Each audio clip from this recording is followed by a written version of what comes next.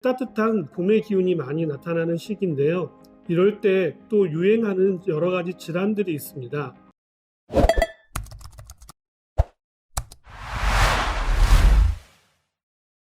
봄철에 유행하는 질환 첫 번째, 볼거리입니다. 어렸을 때 볼거리 한 번쯤은 다 알아보셨죠? 바이러스가 우리 침샘 안으로 들어가가지고 열을 막 내게 만들고 또 이제 볼이 막 이렇게 붓는 질환을 볼거리라고 합니다. 이러한 볼거리가 심해질 경우에는 뇌수막염과 같은 무서운 질환이 올 수도 있기 때문에 특별한 관리가 필요한데요. 어렸을 때 MMR이라고 하는 예방주사를 2회에 거쳐서 맞게 되는데요.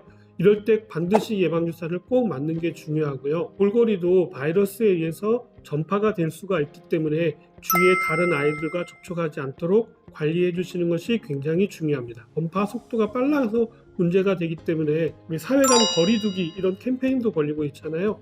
그런 것처럼 바이러스 질환은 거리를 충분히 두고 전파만 되지 않도록 관리한다면 크게 걱정하실 필요는 없습니다. 봄철 주의하셔야 될 두 번째 질환, 수두입니다. 어렸을 때 남아있던 수두 바이러스가 어른이 돼서 면역력이 떨어져서 나타나는 질환이 바로 대상포진이라고 합니다. 대상포진의 가장 대표적인 증상으로는 피부 발진이 나고 열이 나는 경우들이 많이 나타나는데요. 접촉에 의해서 전파력이 강하게 나타나기 때문에 최대한 접촉하는 면을 줄이고 타인과 만나지 않는 것이 굉장히 중요합니다. 어렸을 때 수두를 알았을 경우에 충분하게 치료를 하지 않았을 경우 어른이 됐을 때 대상포진이 오를 확률이 굉장히 높기 때문에 어렸을 때부터 수두 관리는 굉장히 중요합니다. 아울러서 대상포진에 대해서 간략하게 설명을 드리자면 대상포진은 신경 자체를 자극해서 굉장히 통증을 크게 유발하고 이거 가만히 있어도 뭐 어떻게 할 수 없을 정도로 통증이 심하게 나타나는 게 특징이기 때문에 평상시 면역 관리가 굉장히 중요합니다. 컨디션 관리를 잘 못해서 면역력이 떨어지게 되면 이 수두 바이러스가 증식을 해서 대상포진을 일으키고 수두 바이러스가 있다 하더라도 평상시의 면역이 튼튼하면 이것들이 발현되지 않는 특징을 가지고 있습니다. 세 번째, 노로바이러스입니다. 뉴스에서도 언급이 될 정도로 흔하게 알려진 바이러스인데요. 중독을 일으키는 바이러스입니다. 대표적인 증상으로는 구토와 설사가 있고요. 그리고 열이 나는 경우와 오한이 심하게 오는 경우도 있습니다. 대표적인 수인성 전염병인데요.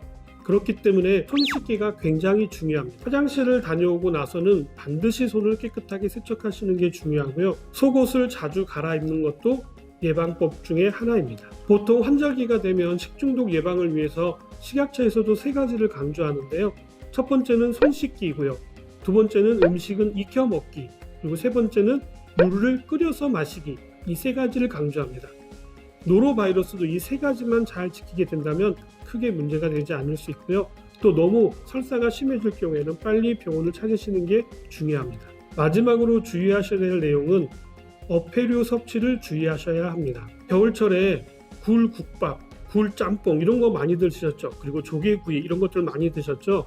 그래서 이런 것들이 먹고 싶어가지고 봄철에도 이런 것들을 잘못 드시게 되면 큰일 날 수가 있습니다. 왜냐하면 이런 어패류들은 봄철에 독성을 품고 있기 때문에 잘못 드시게 되면은 식중독, 더 나아가서는 생명을 잃을 수도 있기 때문에 주의가 필요합니다. 가급적이면 봄철에는 어패류 섭취 자체를 자제하시는 게 중요합니다. 오늘은 봄철에 주의하셔야 될 여러 가지 질환에 대해서 말씀드렸는데 어떻게 좀 도움이 되셨나요? 이제 점점 날씨가 따뜻해지는 봄이 찾아오고 있습니다.